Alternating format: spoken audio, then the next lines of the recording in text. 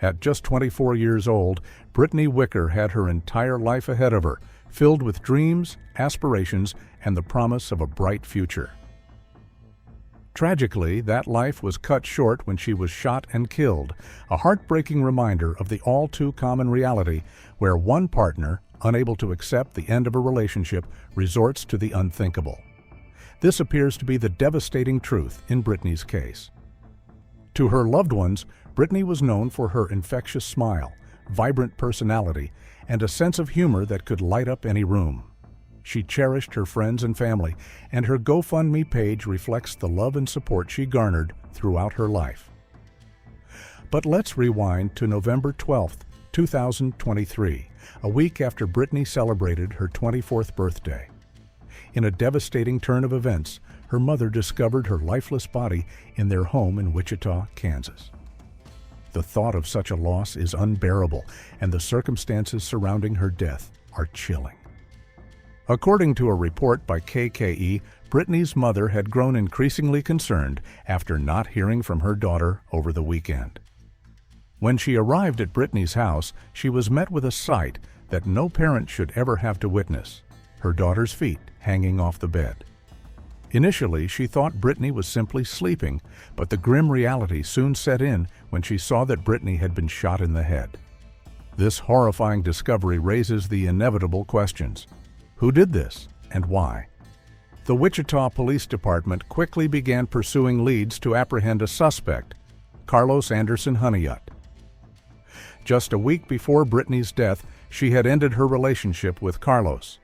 Britney's mother expressed her concerns about him, but never imagined he would allegedly take such a drastic step.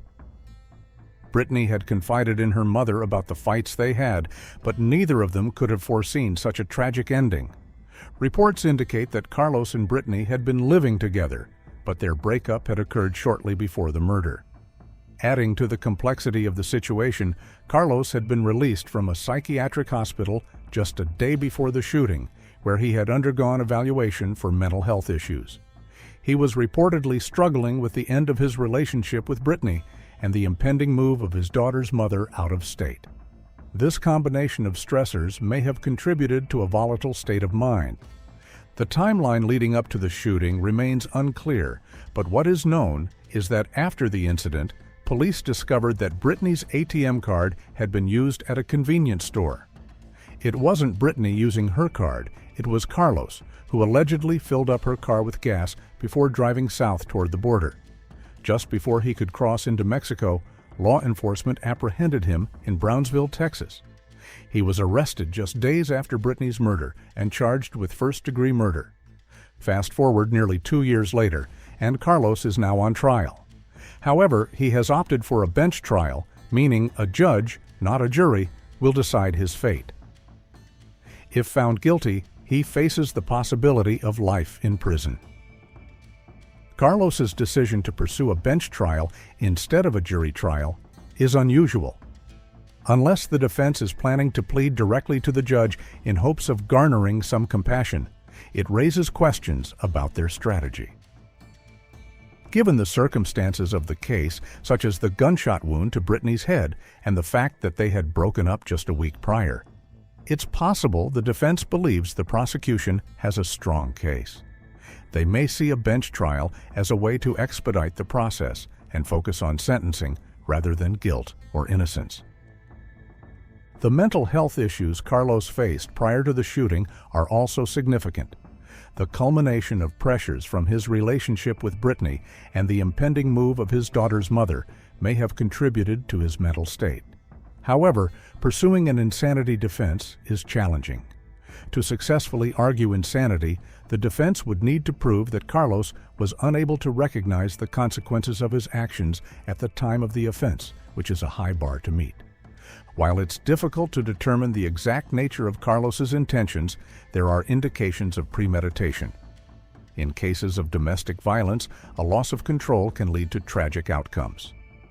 The circumstances suggest that there was a buildup of tension that may have factored into his decision to commit the murder. The fact that Carlos had been released from a psychiatric facility just before the incident raises further questions about his mental state and whether he was capable of making rational decisions. Carlos was apprehended in Brownsville, Texas, which is quite a distance from Wichita, Kansas. This raises the possibility that he was attempting to flee to Mexico to evade capture. His actions, using Britnee's ATM card and driving her car, could indicate an attempt to cover up the crime. Fleeing to Mexico adds another layer to the prosecution's case, as it suggests a consciousness of guilt. The prosecution will likely argue that his attempt to escape demonstrates an awareness of wrongdoing, undermining any claims of innocence or mental incapacity.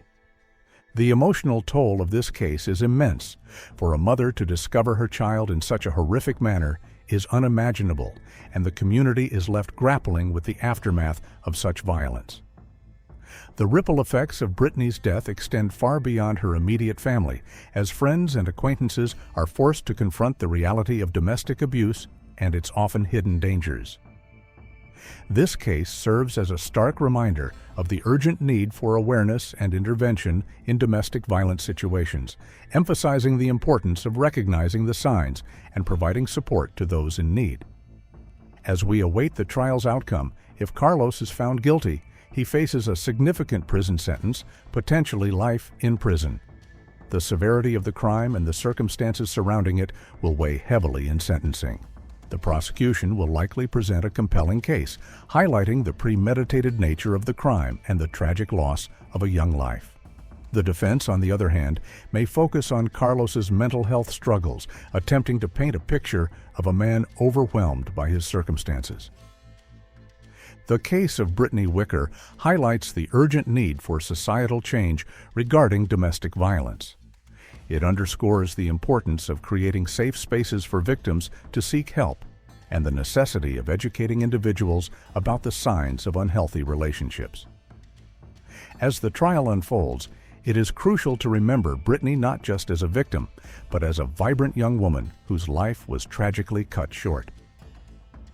Her story serves as a call to action for all of us to take a stand against domestic violence and to support those who may be suffering in silence. The consequences of this case will reverberate for many years to come, reminding us of the importance of compassion, understanding, and proactive measures in preventing such tragedies in the future.